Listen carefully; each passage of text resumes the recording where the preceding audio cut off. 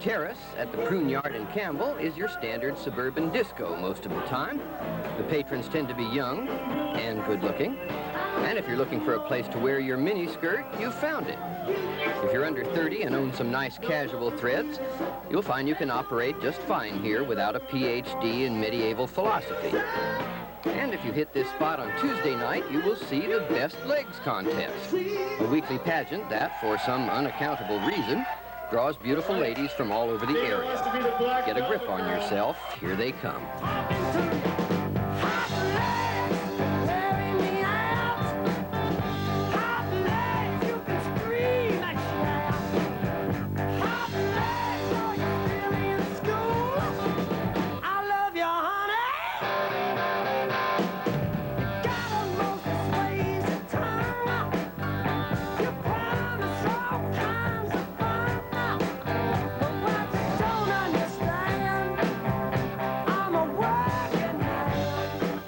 Here's the winner. Her name is Dana.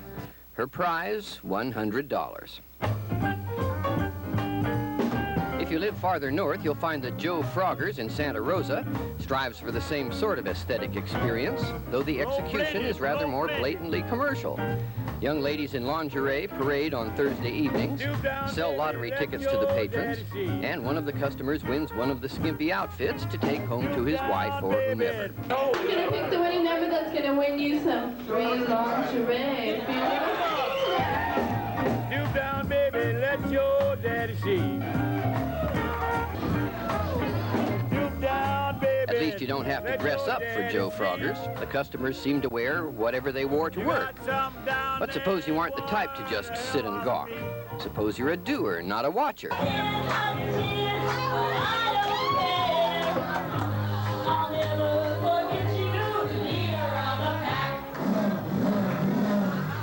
At Silhouettes on the Wharf, San Francisco, you can become a singing star. All you have to do is sign up, take your turn at the mic on a Thursday night, and the Steve York Star Maker Show will supply the background music. Although it's always crowded, you still can find some room for broken-hearted lovers crying over my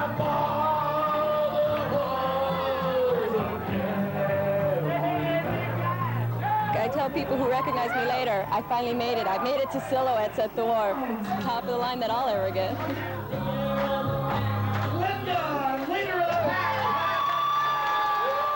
And just in case you think of nightclubs as places of mischief and wickedness, well, your theory runs aground in this place.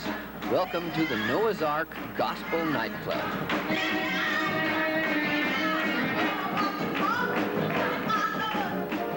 The Noah's Ark Gospel Nightclub in Richmond is just what the title suggests, a church that turns into a nightclub. The entertainment is the joyful message of the gospel set to music.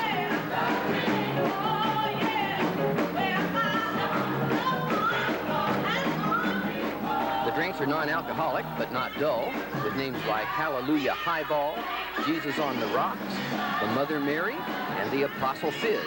The patrons don't seem to need any alcoholic content. They get high on the word of the Lord.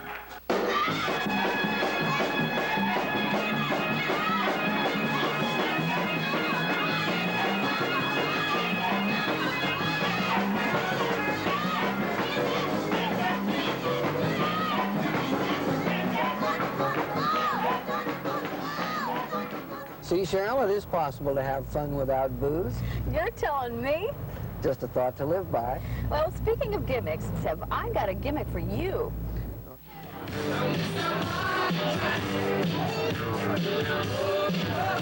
This is Black Leather Night at the I-Beam on Haight Street in San Francisco.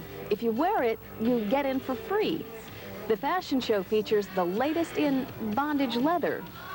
It's a new gimmick here designed to attract people who don't ordinarily dress like this, but might think about it.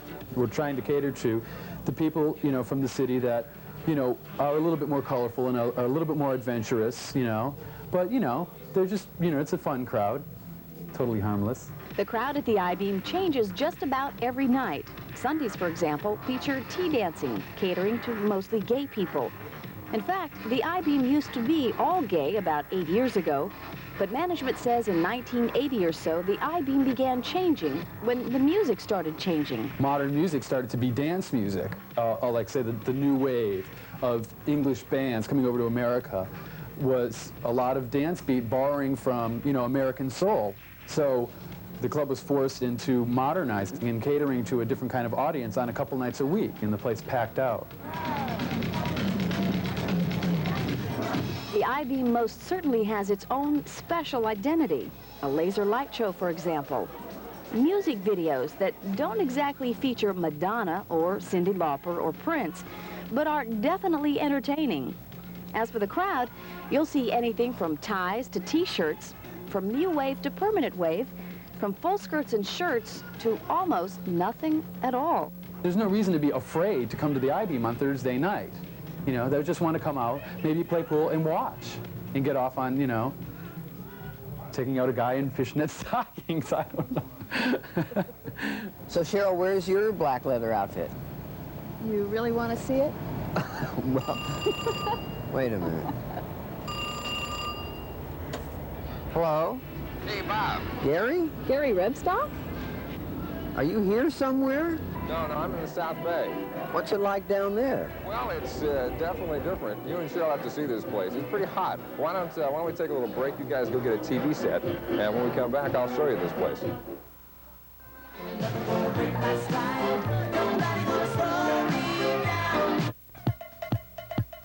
So, Gary, what's going on?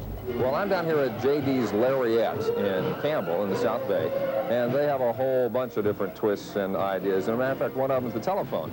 Now, I'll tell you what, I'm going to put you on hold for a minute and tell everybody about how the phone system works down here, okay? Just a minute. Now, it is a well-known medical fact, of course, that most people come to singles bars to meet members of the opposite sex.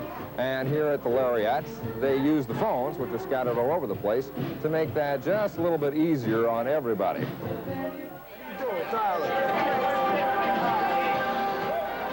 At least that's the way it's supposed to work, but sometimes you get the wrong number. And sometimes people just aren't interested. And sometimes, even when they are, it just doesn't work out right. But it is a lot less embarrassing than having it happen in your face. And then again, sometimes the phones pay off. My name is Kim. What's your name? Rich. Well, Kim, let me ask you this. Once all these he-men get through tugging on ropes, you want to dance? And that beefcake you mentioned is tonight's other attraction. Drive, man!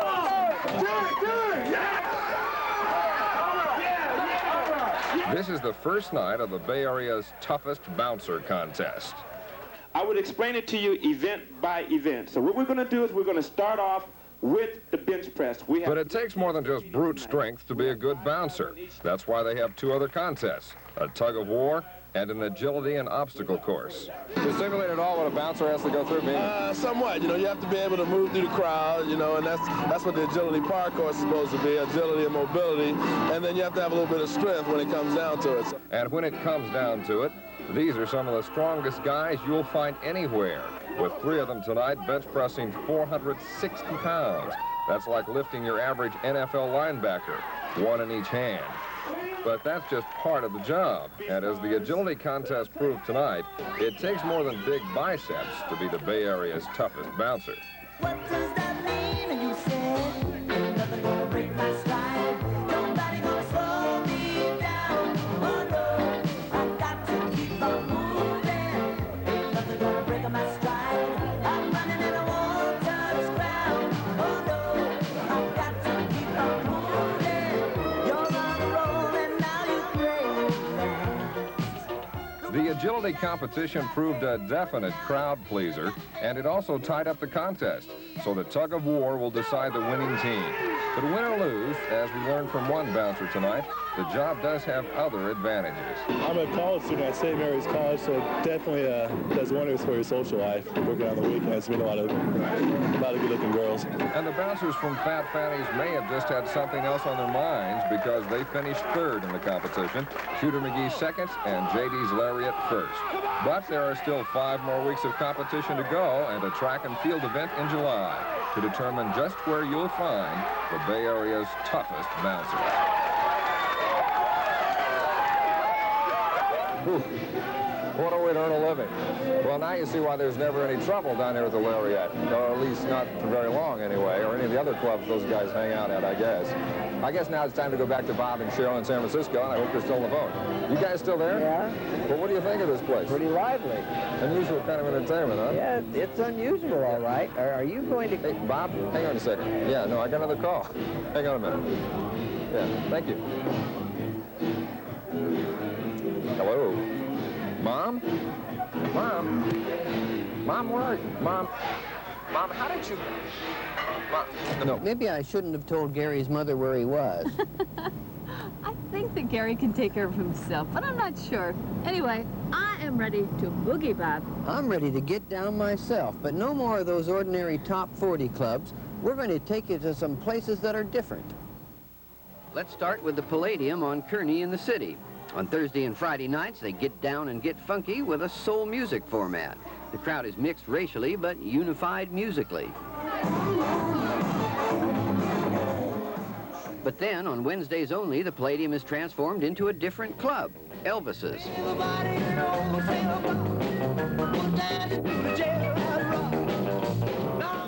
That one night a week, the decor flashes forth in neon images of the 1950s. The place becomes a shrine to the Presley era. If you have trouble getting into the period, just watch the DJs. They're into it.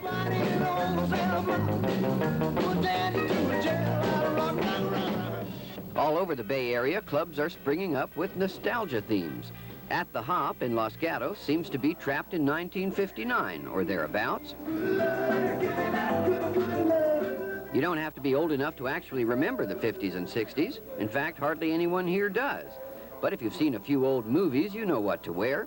And some customers really do remember. You know, I grew up in the 50s, graduated in 55 from high school, and come down here and have a good time. And where else can you see people of sound mind dancing the hokey pokey?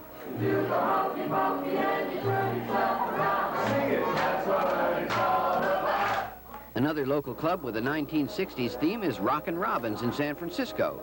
To maneuver in this place, you have to like being close to other people. In fact, you have to like it a lot. It's advisable to be young and healthy.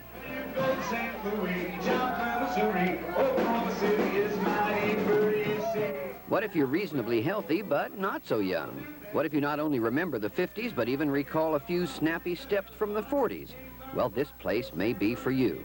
The Nightcap in Cupertino draws a clientele of mature years, but romantic disposition. There's a sizable dance floor, reasonable drinks, and for a real jolt of nostalgia, there's even a cigarette girl.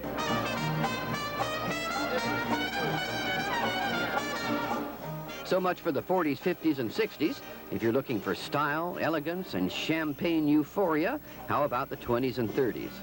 There are several Bay Area organizations, the Art Deco Society is one, that periodically throw a dress-up affair like this one. At the recent Ritz Continental Ball, the music was by Don Neely and the Royal Society Jazz Orchestra.